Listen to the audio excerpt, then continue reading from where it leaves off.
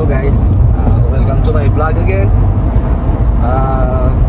Medyo marami na akong mga nagawa na din sa Civic natin. Pero ito ngayon, nag-drive tayo papunta sa dun sa pipikapin ko na bucket seat. Used lang, pero okay naman. Expired na siya yung seat, kaya medyo natawaran natin. And pwede na to, one piece lang to.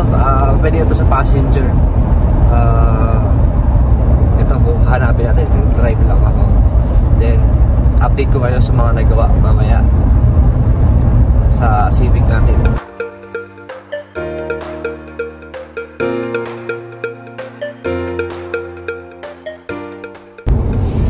Guys, baka sa mga nagtataka, baka sabihin nila mahal yung bibili nating upuan.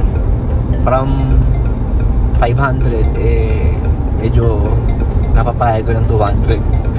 Hindi naman tayo sa low ball, pero expired na kasi. Saka makikita natin mamaya kung saka makakita ng ganung presyo para sa bucket seat. Hindi naman siya peke, pero pwede na talaga. Siyempre, itatrack natin yung otse. Ayaw natin ng peke, baka saan tayo pulutin. Anyway, malapit na tayo. I-meet natin siya rito. Medyo malayo siya, 36 minutes sa bahay, kaya medyo umuulan pa. Sakto naman, off din si Mrs. para may magbantay sa bata. Okay?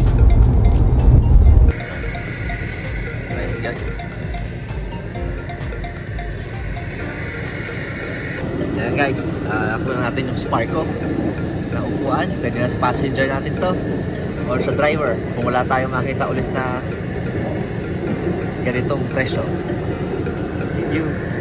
So yun na guys, nakuha na natin yung upuan. Syempre, hindi na natin mapapalat yun kasi murang-mura na rin talaga yun. And anyway, wala namang rip, wala namang mga butas o paso ng yun, sigarilyo, ganyan, yosi, ganyan.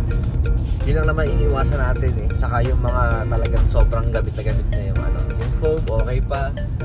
And ang medyo lang talaga yung sa slider, yung sa mount sa nilalagyan, talagang magagas kasi upuan yun Anyway, yun na lang. Tingin ko okay man to for passenger naman bala ko kasi sa driver is yung may head support, kung kaya kung makakita tayo ulit ng ganito na price. Update ko kayo sa mga nagawa mamaya sa Civic natin. Medyo hindi na rin ako nakapag shoot ng mga DIY na gumagawa kasi talagang mabilisan lang. Pero interior natin napinturahan na, tapos may mounts na din and wiring. Ngayon ginawa ko yung evaporator, pinalitan natin.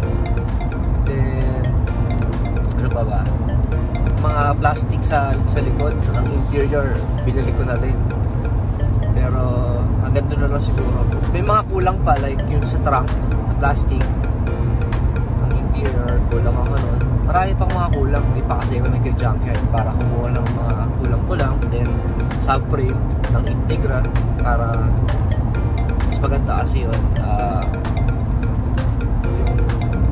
Yung allowance yung gap net dun sa headers na gagamitin natin. Okay?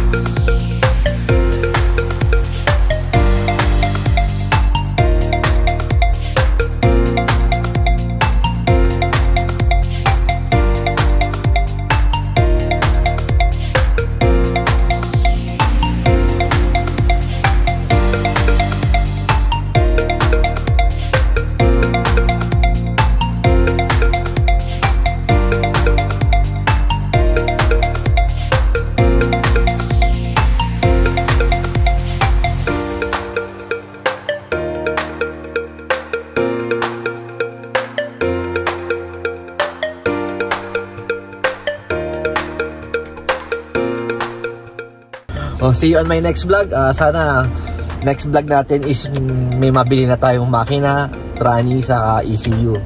Kaso baka medyo matatagalan tayo. Anyway, enjoy muna natin kung anong meron. Yun naman, basta maano ko lang sa sasakyan kung ano yung kaya mong, kung ano rin ma-afford natin and may enjoy naman yung kotse. Siguro papasarado naman to sa mga taste ng mga ibang nanonood natin. Okay? Thank you again for watching. Hanggang dito na lang. Bye!